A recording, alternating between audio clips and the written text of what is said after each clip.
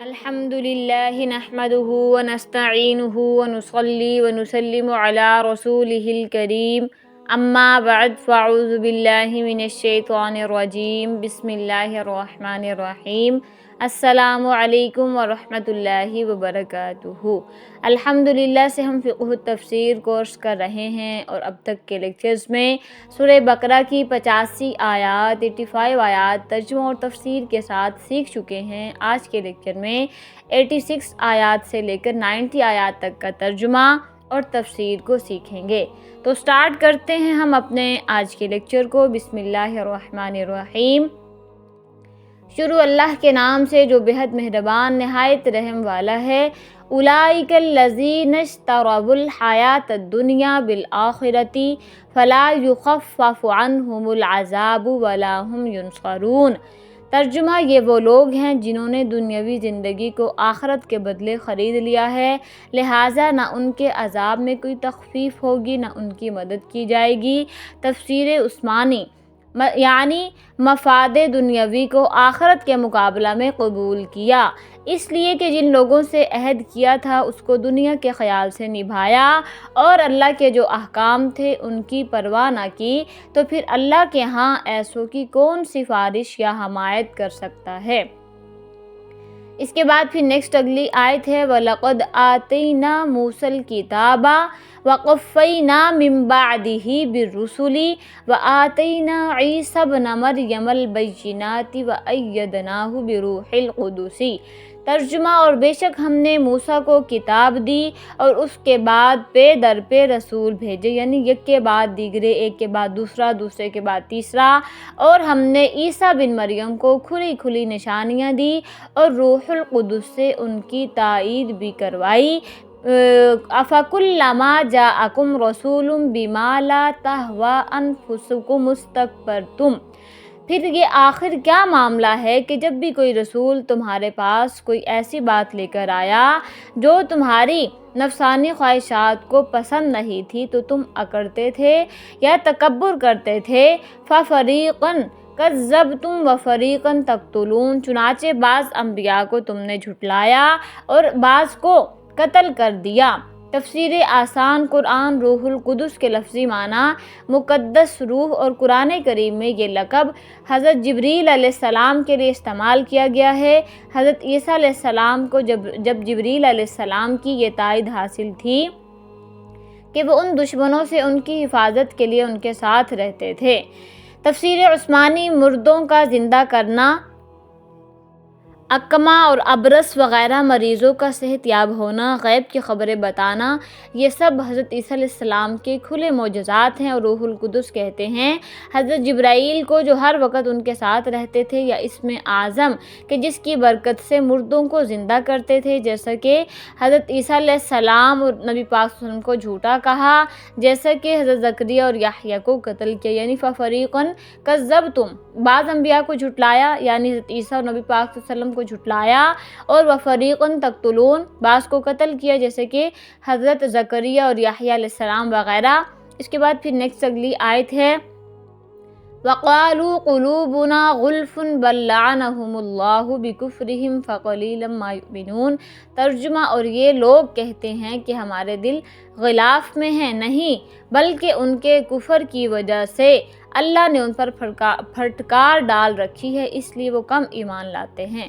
وَقَالُوا قُلُوبُنَا غُلْفٌ، یعنی وہ کہتے ہیں کہ ہمارے دلوں پر پردہ ہے، بلکہ اللہ نے ان کے کفر کی وجہ سے ان پر لعنت ڈال رکھی ہے، بس تھوڑے ہی ہیں جو ایمان لاتے ہیں۔ تفسیر آسان قرآن، ان کے اس جملے کا مطلب یہ بھی ہو سکتا ہے کہ وہ اپنی شیخی بھگارتے تھے کہ ہمارے دلوں پر ایک حفاظتی غلاف ہے جس کی وجہ سے کوئی غلط بات ہمارے دلوں میں اثر نہیں کر سکتی، اور یہ مطلب بھی ممکن ہے کہ وہ مسلمانوں کو اپنے آپ سے مایوس کرنے کے لیے طنزاً یہ کہتے تھے کہ آپ تو بس یہ سمجھ لو کہ ہمارے دلوں پر غلاف چڑھا ہوا ہے اور ہمیں اسلام کی دعوت دینے کی فکر میں نہ پڑو۔ تفسیر عثمانی، یہود اپنی تعریف میں کہتے تھے کہ ہمارے دل پردے کے اندر محفوظ ہیں، یعنی غلاف کے اندر محفوظ ہیں، بجز اپنے دین کے کسی کی بات ہم کو اثر نہیں کرتی۔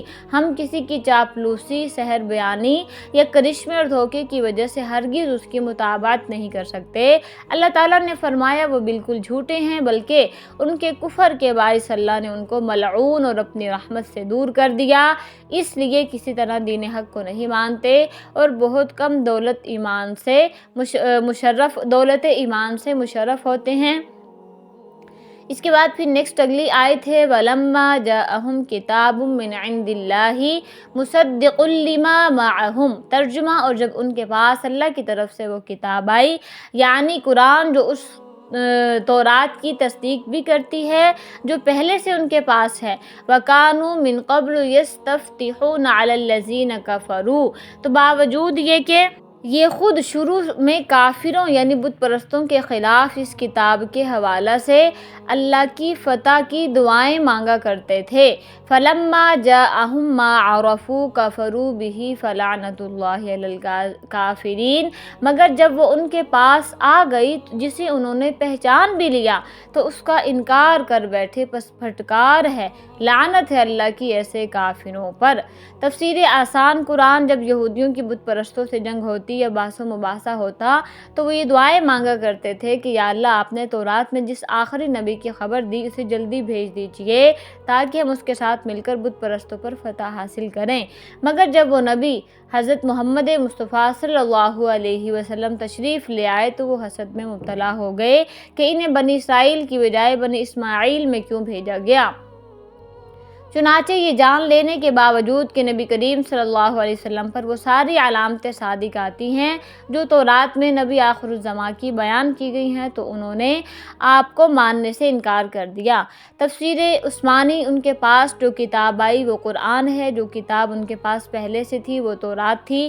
قرآن کے اترنے سے پہلے جب یہودی کافروں سے مغلوب ہوتے تو اللہ تعالیٰ سے دعا مانگا کرتے تھے کہ ہم کو نبی آخر الزمان اور جو کتاب ان پر نازل ہوگی ان کے طفیل سے کافروں پر غلبہ عطا فرما دے۔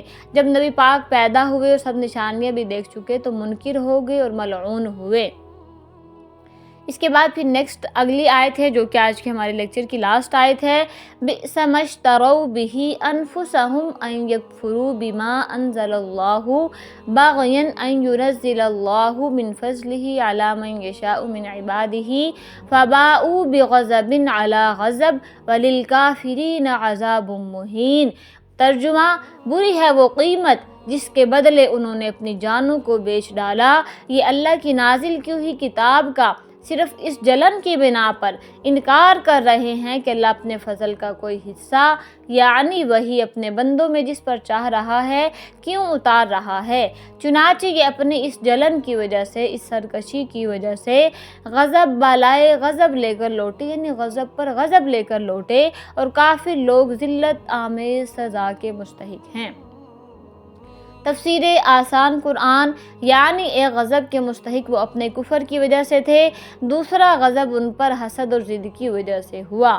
تفسیر عثمانی، یعنی جس چیز کے بدلے انہوں نے اپنے آپ کو بیچا وہ کفر اور انکار ہے۔ قرآن کا اور انکار بھی محض ضد اور حسد کی وجہ سے کیا۔ ایک غضب تو یہ ہے کہ قرآن بلکہ اس کے ساتھ اپنی کتاب کے بھی منکر ہو کر کافر ہوئے، دوسرا محض حسد اور ضد سے پیغمبر وقت سے انحراف اور اختلاف کیا۔ اس سے معلوم ہوتا ہے کہ ہر عذاب ذلت کے لیے نہیں ہوتا بلکہ مسلمانوں کو جو ان کے معاصی پر عذاب ہوگا گناہوں سے پاک کرنے کے لیے ہوگا، اور بغرض تذلیل، البتہ کافروں کو بغرض تذلیل عذاب دیا جائے گا، یعنی مسلمانوں کو جو عذاب ہوگا بروز قیامت ان کے گناہوں کی سزا میں وہ ان کو گناہوں سے پاک کرنے کے لیے ہوگا، اور جو کافروں کو ہوگا وہ ان کو عذاب رسوا اور ذلیل کرنے کے لیے ہوگا۔ اس کے ساتھ ہی میں اپنے آج کے لیکچر کو کمپلیٹ کرتے ہوئے آپ سے اجازت چاہوں گی۔ نیکسٹ ملتے ہیں انشاءاللہ اگلے لیکچر کے ساتھ۔ وآخر دعوانا ان الحمد للہ رب العالمین۔